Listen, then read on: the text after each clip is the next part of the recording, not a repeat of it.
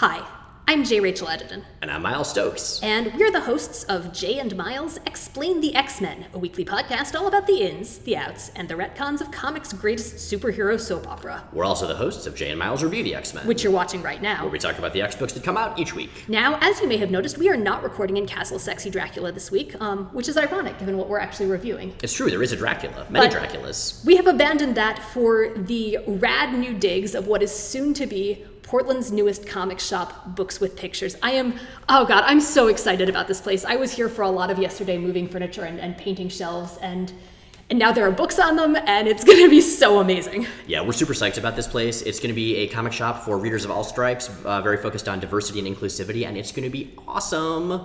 It is run by our very, very dear friend Katie Proctor, who you might have heard us mention before as the scientist and programmer behind The Littlest Experts. Mm-hmm. She built them from scratch from plywood and scrap metal, we are fairly sure. As one does. Or, clones, I guess, would be the alternative. Could also have been magic. This place is going to have a soft open on Free Comic Book Day, which is this Saturday. There are going to be free comics, not free stuff from us. Like, we're going to actually have merch here, which is kind of cool. Yeah, this is I think, going to be the first ever brick and mortar home of Jay and Miles Explain the X-Men swag. I believe it is. So that's happening. And there's going to be crafts and face painting, all sorts of awesomeness, and you should really check it out if you're in Portland. Or if you're not, just drive across the entire country. It is at 1100 Southeast Division Street in Portland, and the free comic book stuff is, I think you already said this, but 11 to 7. The real proper opening is June 1st, and there's going to be a big opening party that week, and we will probably, yell at you about that too, because you should come to everything the shop puts on, because it's all going to be great. Yes, indeed. In the meantime, though, we have comics to review, so let's talk about them. First up this week, we have Uncanny X-Men number 7, written by Cullen Bunn, with art by Ken Lashley and color art by Nolan Woodard. Now, last Uncanny issue, I feel like I was definitely grading Lashley on the not Greg Land curve, wherein pretty much anyone would have gotten stars and exclamation points for the quality of their art. This week, I'm a little bit further separated from that, and I still really like Lashley, and I really, really like Lashley and Woodard as a combination. I would agree. I mean, it's a very different feel for the book, but it fits Bunn's writing very well. I mean, Lashley is no Walta, the artist that did the Magneto ongoing that we loved so much, but it works. It is not only not distracting, but the visual storytelling gets across exactly what Bunn is trying to do, which is rad. Yeah, this comic feels cohesive for the first time in its run now. We had a couple people ask if it would make sense for them to start picking it up with number 6. And the answer, I think, is if you can find a decent recap of 1 through 5, yes, absolutely. Mm-hmm. It feels now like the book it was probably originally intended to be. That said, the plot, I don't know, it feels like it's going in a whole bunch of directions at once, and I don't really know how to feel about that. What's your take? Well, this is a tie-in to Apocalypse Wars, or Apocalypse War. Apocalypse Wars? So Apocalypse many wars. Like, at least 3. Of course, see, this is part of the problem. Seriously, it's a pretty good metaphor for the problem. And in this book, it's focusing on Archangel or Angel or sort of whatever multiple facets of those identities he's currently existing in. And true to the form for Apocalypse stories, it's kind of incoherent. Apocalypse as a character and a villain is all about grandiose and profoundly nonsensical plot lines and plans. He is a guy whose stated goals have very rarely particularly lined up with his actual MO. That still seems, so I'm maybe inclined to be a bit more forgiving here than I should be, just because I don't expect Apocalypse stories to make sense. It's intriguing, but it just doesn't quite come together, and I think the interwoven storylines could have been handled much, much more deftly. Right. There's also one where Monet and Sabretooth continue to investigate the Morlock tunnels at Callisto's request. Yeah, that's automatically my favorite storyline because it's got Callisto in it. She calls Monet pretty. It's a Barbarella reference. You should always reference Barbarella whenever you have Callisto on panel. It's great. It's a Barbarella reference and it's a Claremont reference. That too, it's a meta reference. So. It's a reference. Well, it's a reference to it's a reference to a Barbarella reference. Mm-hmm. But yeah, that part I liked it. There's some cool stuff there. The idea of Callisto creating like a haven for both outcast mutants and outcast humans. Like, okay, I'll buy that, especially after the story she was in, the Storm ongoing. But how does that connect to the thing with Angel and the Apocalypse cult or whatever it is that's going on there? Well, it connects vaguely via the introduction or reintroduction of a villain who is working with Apocalypse, who, man, I was really hoping everyone would just quietly forget about. Wait, is he working with Apocalypse? That was unclear. I don't know. I assume maybe he's somehow correlated to Apocalypse. Everything is supposed to tie to Apocalypse, and again, that's part of the problem.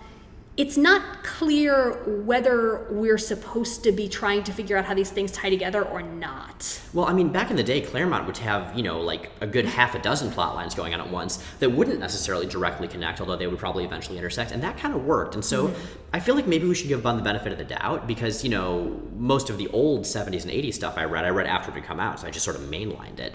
So, maybe if I had read it issue by issue, it would have seemed a little disjointed like this. I'm really not sure.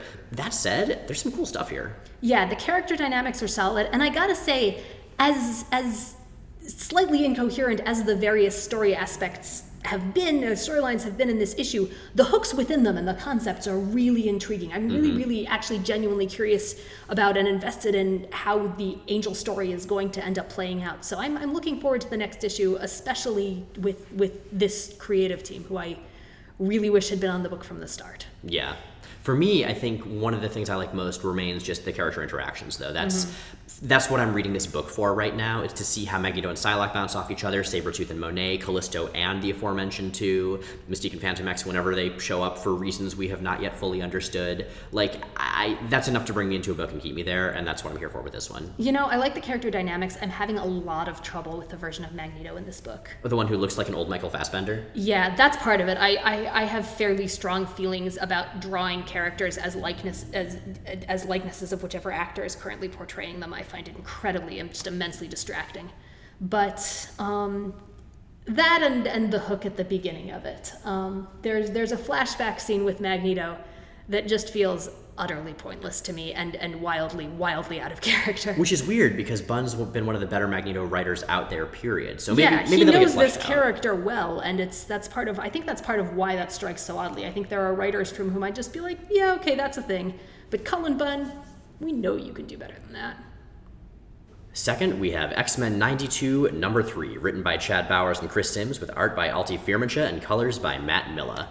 And this book remains a ridiculous amount of fun. Now, I don't think this is as strong an issue as the last couple were, because now we're in the middle of a storyline, and we're not having new bizarre concepts thrown at us every, few minutes like we were in the previous book. Dude, there is a council of cross-time Draculas on the first page of this issue. I don't care how many other new concepts we're getting. I only need that one. Right. It is pretty great. There are 2 separate Draculas from the Francis Ford Coppola movie, the one with Scary Old Man. Scary Old Man.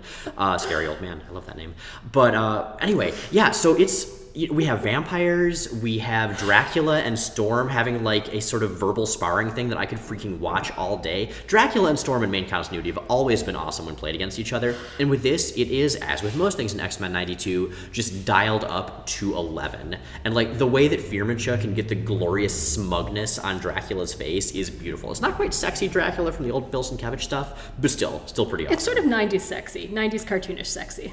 Yeah, and the plot's going in some kind of interesting places. We're only in issue number 3, and we already have almost the entire school vampirized by Alpha Red, who manages to also tie into Dracula. It's all getting in wrapped what is up. Also a Curse of the Mutants reference and homage. How Right. much do you love that there's a Curse of the Mutants reference? I love that stupid story so It was the much. most 90s story that ever didn't come out in the 90s. I mean, it's where the "You've Got a Dracula Problem" line comes from. It's the X-Men Origins Wolverine of X-Men story arcs. It's terrible, but in unflaggingly and exquisitely entertaining ways. Right.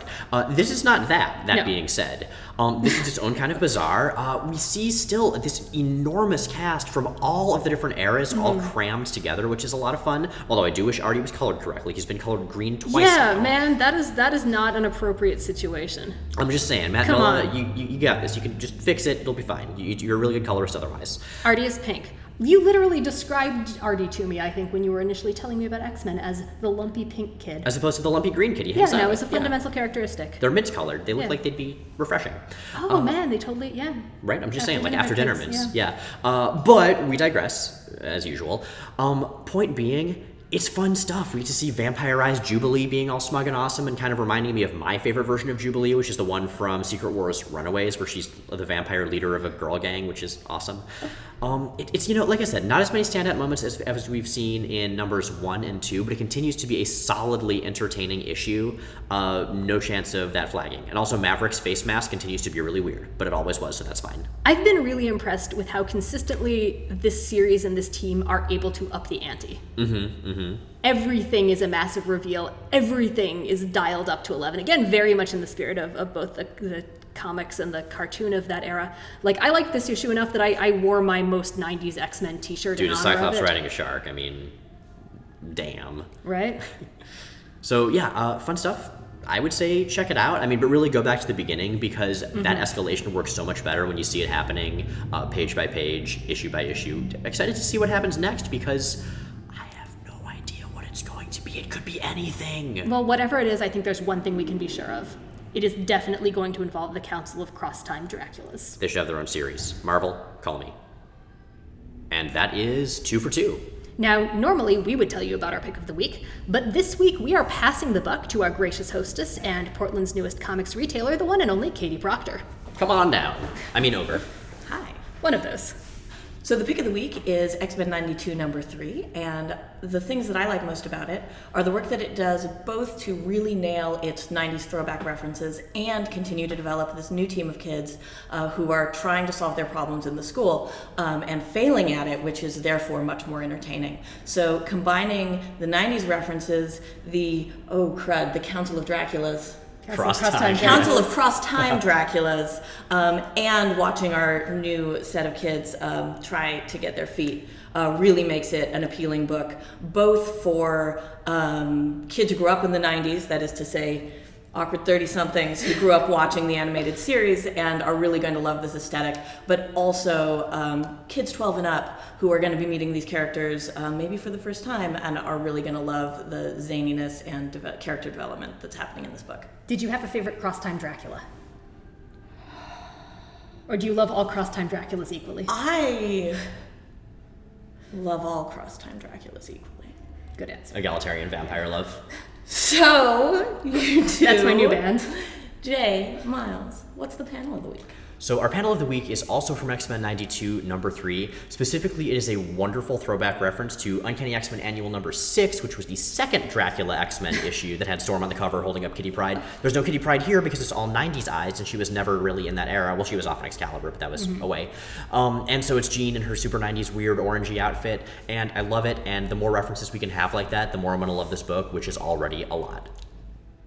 That's it for this week. Thanks for watching. If you like what you've seen here, but think it would be way better without our goofy faces, please check out our podcast, Jay and Miles Explain the X-Men. New episodes go up every Sunday at explainthexmen.com, also on Google Play, iTunes, and Stitcher.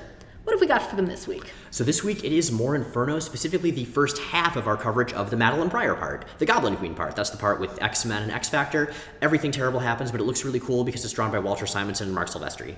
That podcast, these video reviews, and everything at explainthexmen.com are brought to you by our Patreon subscribers. We are an entirely listener-supported project. They are the folks who let us stay on the air and entirely ad-free. And if you want to join their august ranks, you can do that at the link either above or below this video, depending on where you're watching it.